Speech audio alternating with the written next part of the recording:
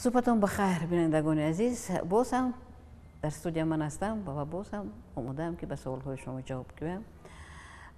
این هفته صحبت اوید مسائل نورسان شد و مادری میپرسد که فرزند نورس هم همیشه با من در بحث است و خواهش‌های او انجام ندارم، به آخر هستند. هر روز یک خواهش نو و من خسته شدم از این خواهش‌ها، از این بحث‌ها، نمیدونم چیکار کنم. بله، با نورسان کار کردن کار آسان نیست. دوره نورسی دوره مشکل ترین گزارش انسان است. انسان در روزگار خودش گزارش‌های خیلی زیاد دارد. از روز به دنیا آمدنش تا رفته با روز در 120 سالگی از دنیا رفتنش گزارش‌ها هستند. ولی مشکل ترینش همین دوره گزارش نورسی است. چرا؟ زیرا نورس در این دوره خودش را دیگر کودک حساب نمی‌کند. دعوای کلانسالی دارد. ولی تجربه کلانسالی ندارد. پدر و مادران باشند در این دوره تجربه با نورس، خصوصا اگر فرزند یک نخستینشان باشد، مناسبت کردن ندارند. نظرشون نمیگیرد. تو کودک هستی، تو نمیفهمی، تو خبشین، حالا عقل تو این کارهای نمیگیرد، تو به گپ نشده ای و غیره و کذا. یعنی اون غرور کلانسالی که در خودش حس میکند، ما اون غرور رو میشکنیم. ما با اون امکان میدیم که رشد کند. رو میخوایم در همون قالب کودک خردسال نگاه داریم و باز به دهشت هم میآییم که این خیلی نبود. همین بچه پیشی هم خیلی نبود، بچه خوب بود، بچه گپ درو بود، دختری سرپست بود، همه کارکای میکرد، ولی امروز چرا این خیلی شد؟ اولا شما برای که فرزندتون به این دوره برسد باید پیشکی آمادگی میگرفتید. شما از خانه برآمدن شوید اگر لباس کوچروی میپوشید، پای افضال میپوشید، سرتون شانه میکنید، بعد میبرید. ولی برای اینکه کودکتون به دوره نورسی میرسد چرا تیار نمیشید؟ باید تیار میشدید. سبب مشکلتون همین است و امروز هم دیر نشده است. سر بزنید به ادبیات روانشناسی سن سالی و معین کنید که کودکان در دوره نورسی چه چیزی رو اثر میگذارونند، چه مشکل ها دارند. دوره نورسی بسیار دوره مشکل است برای خود نورس و پیش از همه. زیرا آنها دنیاشون دیگر میشد، اطرافیان همون آدما هستند و اینها نمیدونن که با این آدمانی که امروز دیروز دیگر خیلی بودن، امروز دیگر خیلی شدن، چگونه رفتار کنند. زیرا واقعا طلبات وی دیگر شد. این دیگر کودک 6 ساله نیست که با امر شما این یا عمل رو اجرا کند. این کودک 10 ساله، 12 ساله، 14 ساله است. بسیار کارها رو خودش مستقلانه اجرا کرده میتواند. از اوده بسیار کارهای خوب هم میبراید. ولی ما به قدر کارهاش هم نمیرسیم. کم تعریف میکنیم. در بسیار اوله ها بسیار سختگیر هستیم. گمان میکنیم که گرم دوره ما همین سختگیری کنیم و هم از 4 طرف فشار بیاریم بچه ما بچه خوب میشود. نه.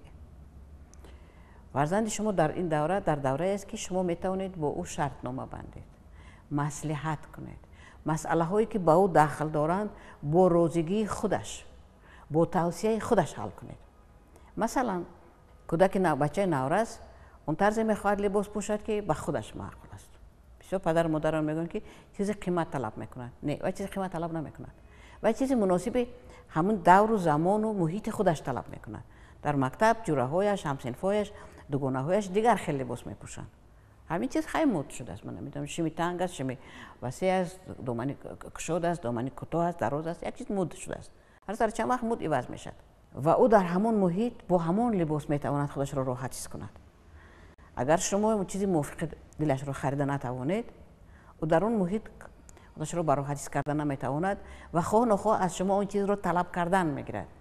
بخرید. شما چیزی رو موافق دل خودتان میخرید، از نگاه شما این خوب است، راحت است، زیبا است، برای محیط اطراف، برای بزرگانی که در عالم ما زندگی میکنند، خشتبار، حق و همسایه موافق است، ولی فرزند شما رو پوشیدن نمیخواهد. شما بعضا چیز قیمت‌تر میخرید از اون چیزی که فرزندتان خواست، ولی اون فرزند نمیپوشد و طبیعی که دعواش دوام میکرد. اینو نمیپوشم، نمیخواهم. شما یک دوره معین به خواهی‌هاش گوش بدهید. این دوره میگذرد. شما در خاطر نگاه دارید که دوره نورسی این فرزند شما یک عمر خیلی نمیماند. همین دوره بسیار دوره مهم است. اگر همین دوره شما با فرزندتان مناسبت خوبی سال بنیاد کردید، دیرتر وقتی که این دوره میگذرد این فرزند بهترین فرزند شما میشد. همون فرزند میشد که هر یک پدر و مادر آرزو دارد. مهربان، غمخوار، با توجه، کامیاب، سردرآمد، هر چیزی که ما برای فرزندمون میخواهیم. با محبت خودتون شما به این پیام ها رو میدهید. وقتی که ما با او زبان نمیابیم، گپ خودمون رو گذراندن میخواهیم، ما عزتی اون بچه رو میشکنیم، نسبت او احترام ظاهر نمیکنیم، او رو از همه این چیزهایی که در آینده باید بگیرد محروم میکنیم. حالا طبق علم روانشناسی دوره نورسی خیلی طولانی شده است. پیش در 18 سالگی طبق کنونی حقوق کودک انسان تا 18 سالگی کودک حساب میشد، ولی دوره نورسی امروز بعضا 23 بعضا 24 میگن، وابسته به کشورهای گوناگون دوره نورسی تا 23-24 دوام میکند. این چی معنی دارد؟ در عائله هایی که کودکان خوشبخت هستند، تامین هستند، آسوده هستند، دوره نورسی واقعا دراز میکشد، به خاطر اینکه این دوره راحت است، مسئولیت زیاد نداری، چیزی خواهی پدر و مادر مهیا میکنن برای کلان شدن. حتی معلومات عالی میگیرن، بچه‌ها تحصیل رو تمام میکنن، در جای حتی به کار در آمدن، بعضا پدر و مادر میگن که مردک شده است و عقل ندارد. هنوز دوره نورسی دوام دارد، ولی این بعد از این از 23 24 25 این دوره کاملا انجام مییابد.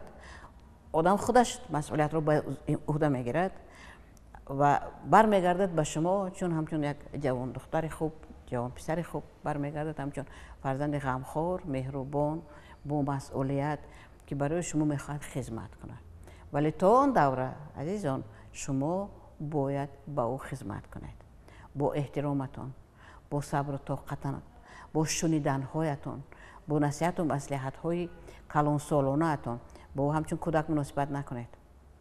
او الکه از دوره کودکی گذشته است، هنوز کلانسال نیست ولی از دوره کودکی گذشته است. در این حالت شما با او رفیق میشید، دوست میشید، دوگانه میشید و بین شما مناقشه ها، خرخشه ها خیلی و خیلی کم میشه.